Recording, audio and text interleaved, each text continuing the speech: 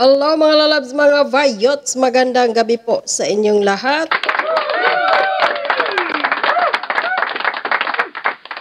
Magandang gabi, magandang hating gabi Pilipinas. Magandang umaga, tanghali, hapon, or gabi saan man sulok ng mundo sa mga kapwa ko po OFWs around the world. Mega love shoutout po sa inyong lahat. At kung bago lang po kayo sa aking YouTube channel, huwag po kalimutan mag-subscribe, like at share mga lalabs, mga vayots. Maraming salamat. At ito na po. Tanim bala sa NAIA International Airport, bumalik na nga ba? Ito na nga ba ang sinasabi? Babalik na nga po ba na yung mga pasahero or yung mga tao, turista or mga Pilipino na OFWs or hindi man na papasok or palabas ng bansang Pilipinas ay magbabalot na naman ng kanilang mga bagahe, lalo na yung mga personal na hand carry. Kasi nga, nag-umpisa na naman ang tanimbala ngayon sa airport. Alak naman mangikil ng mga inayupak dyan. Kasi nakikita nila ngayon yung administrasyon ni Pangulong Bongbong Marcos talagang super duper malamya. At nakikita nila ngayon na talamak ang nakawan ang mga kung ano-anong ginawang kababuyan dyan sa Pilipinas. So, isip-isip siguro ng mga nasa airport ay magpaka-faithful tayo. Tapos yung ating pinuno ng bansa, lalo na dyan sa lotere, sa isang linggo, 2-3 beses nanalo. Dyan. Naisip siguro ng mga staff dyan sa NAIA, ba't ba tayo magpapakabait, magpapakatino? Kung yung doon nga sa NFA, nagbinta nga ng 75,000 sakong bigas na sa mga traders, o tayo pa kaya hindi gagawa ng kababalagan, lugi tayo. Siguro yung mga ganyang mga sinasabi, no? So, ito, balita ng GMA News, no? About doon sa NAIA. Pakinggan natin at bigyan po natin ito ng reaction, opinion. Tayo sa NAIA kung saan. Sandali, i-on ko pala yung aking Bluetooth. Modus doon na tanimbala. Kasunod ng nangyari. Surot at daga ang problema. Pinangangambahan din daw na bumalik ang dating modus doon na tanimbala. Kasunod ng nangyari sa mag-asawang pa-Thailand na nakitaan umano ng bala sa bag. Ang sagot ng mga otoridad sa pagtutok ni Joseph Moro. Munti ka na maunsami ang biyahe pa Thailand ng mag-asawang negosyante na sina Charity nitong Enero. Sa final security check, tinawag raw siya ng mga otoridad. Ang kanya raw kasing bag nakitaan ng naka-plastic na bala. Itinanggi ni Charity na sa kanya ang bala. Pinakitaan niya rin ng mga otoridad ng lisensya ng kanyang baril na mabuti ay dala niya noon. Magkaiba po yung bala. Tsaka sabi ko hindi pa ako gumagamit ng ganyang klaseng bala. Magaganda po yung bala ko. Sabi? Siguro yung bala na itinanim doon, kalawangin na yon. Siguro ang mga bala na yun, yung pangpanahon pa siguro ni Pinoy, no? Baka yun pa siguro yung mga balang ginagawang modus nung panahon ni Pinoy, ang administrasyon, tinago lang dahil takot sila baka ipanguya ni Duterte nung kanyang administrasyon. So bumalik ngayon. So magkaiba, yung bala na itinanim na inilagay pa talaga sa plastic tapos dadalhin niya sa Thailand. Anuhin naman niya yung bala? Dalhin sa Thailand, nabibiyahe sila doon eh. Wala siyang baril. Saan niya ipaslak? Sa puwet? Talaga naman kung modus ng airport, no? Andun na lahat eh. Yung mga chocolates ng mga kababayang OFW na ano na nga doon sa giyera sa Israel. Tapos may mga dala lang ng mga chocolates na para sa pamilya, pasalubong. Ba, ninakaw pa ng taga-airport. Mga trabaho doon. Tapos yung isa pang kababayan, OFW ba yun? Or turista, nginuya, yung $300. Merong dumaan lang doon na Thailand, di papuntang Japan. na nag-connecting flight, nagnakaw. O mabuti na lang yun. Nabidyohan ng kapwa Thailand, di kasama sa papuntang Thailand, Japan.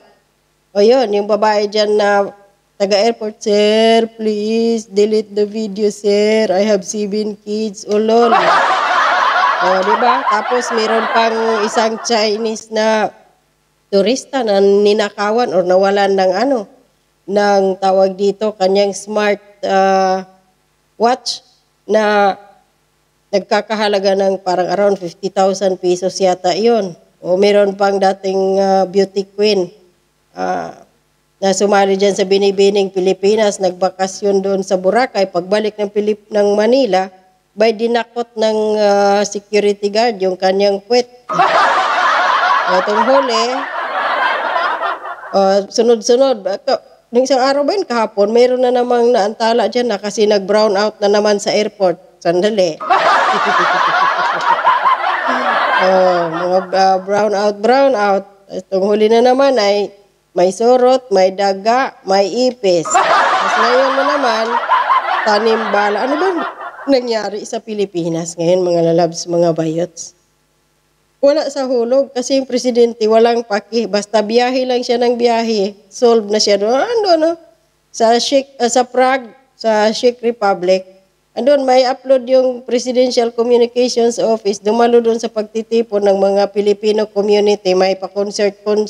Doon si Bongbong Marcos. Wala lang. Sabi niya, sige ma'am, wala namang problema, sabi niya. Pero may papirmahan lang daw sa akin to make it sure na cleared daw ako. Inayagan naman silang mag-asawa na makasakay at wala ring kasong inihain sa kanila. Pero bago raw ang insidente, may napansin na siyang kakaiba sa airport na mag-withdraw siya ng pera. Daming nagtatanong, naka-civilian sila. May bumabangga sa akin. Nilapitan ko yung asawa ko. Pagkatapos ng insidente, ipinost ni Charity ang video sa Baka yun na yun. Baka talagang mayroon silang mga kasamahan na nasa labas, nagmamatyag ng bawat mga pasahero na lalo na napupunta doon sa ATM machine na nagwi-withdraw. Baka yun na siguro inisip, magwi-withdraw to, so may pera to. Yun, tapos yun, titimbrihan yung mga kasabot doon sa loob ng mga security officers, lalo na dyan sa X-ray machine area. Na ganito, si ganon, may ganyan. social media para magsilbing babala sa publiko. Sa tanong tuloy, balik na naman nga ba ang mga insidente ng tanimbala sa mga airport? Ayon sa Office for Transportation Security, hindi raw. Tanimbala is a thing of the past. We can always present all available data and pictures plus video para mapasinungalingan namin yung sinasabi nila. Giit pa ng Office for Transportation Security o OTS, posibleng kina Charity talaga ang nakitang bala. Automated daw ang pagsala ng mga gamit ng mga pasahero na dumadaan sa automatic tray return system na hindi nahahawakan ng kanilang mga... Para sa akin, hindi katanggap-tanggap yung palusot ng taga-airport officer na to, no? Na posible talagang sa mag-asawang yun yung bala. Aanhin nila ang bala. Abroad po sila, aalis sila ng bansa. Wala silang baril na dala. Anong gawin nila sa bala doon? Papaslak sa kanilang mga puwet. Diyos ko po, talaga ang palusot. Talagang bulok, no? Yung palusot. Screening officers. Kapag ka yung bag merong containing suspicious item, yung habang may buhay, may pag-asa. Ano ba? Tawakan niya ng baggage inspector natin. Lumalabas sa atin kasi nasa bag niya eh. Pero nanindigan si Charity na hindi kanya ang nakuhang bala. Hindi, kasi meron po kaming meron po kaming license. At the same time, sinong sirang ulong gun owner ang magdadala sa loob ng airport na naka-plastic pa yung bala? Correct. Anong gagawin ko dun? Sa kabila niyan, hindi na raw magsasagawa ng investigasyon ng OT. Correct. Sinong tanga? Magdala ka ng baril, ng bala, na wala ka namang baril na pagsalpa ka ng bala. And besides, mas mabuti na lang na dala na yung lisensya nila ng baril na meron sila dahil doon mapag-alaman na yung bala at yung baril hindi magkamatch. Tapos igigiit ngayon ng security officers dyan sa airport na posibleng talaga sa mag-asawa yung bala. O lol. Halimbawa, yung baril nila na may lisensya, 45, tapos yung bala, 30 city calibre, pang 30 city calibre, magkasya ba yun? Yes po. Yan talaga, oh. Aminin nyo na kasi dyan sa airport, talagang bulok kayo. Andun na lahat ng kababuyan eh. Lahat na lang. Andun, pag nanakaw, wala kayong patawad dyan eh. Kahit ibang lahi. Tapos pati Pilipino ngayon, balik nyo na naman yung tanginang tanimbala ninyo dyan. Kaya sa insidente at hindi na rin kinasuhan ng mag-asawa. Kasi especially kung 1 or 2 pieces lang kasi marami naman nagdadala niya na sa paniniwala ng iba it is anting-anting. Hoy, mga animal dyan sa airport, ikaw kalbong yawa ka ha. Anong anting-anting? Paano mo naging anting-anting yung bala? Ito na naman yung ito yung palusot ng taga-airport. Anting-anting, yawa ka. Ikaw kang dako. Hindi pa ninyo aminin na talaga kayo dyan sa airport, talagang mga magnanakaw kayo. Karamihan sa inyo dyan. Gusto po, ito yung nakakalungkot dito mga lalabs, mga bayots ha. Alam naman ninyo yung patakaran dito sa Middle East, matindi ang parusa. Paano na lang kung yung isang OFW papuntang Middle East, ang tataniman lang ng bala na hindi iyon halimbawa makita sa x-ray machine dyan sa Pilipinas, tapos makita dito sa x-ray machine sa airport ng Middle East kung saan man siya papunta. Anong mangyayari kay kabayan? Mapapahamak ng dahil sa mga dipota na mga officer or mga workers dyan sa NAIA ng dahil sa kanilang pagiging gahaman sa pira. Kasi ang kanilang role model, si Mamshi.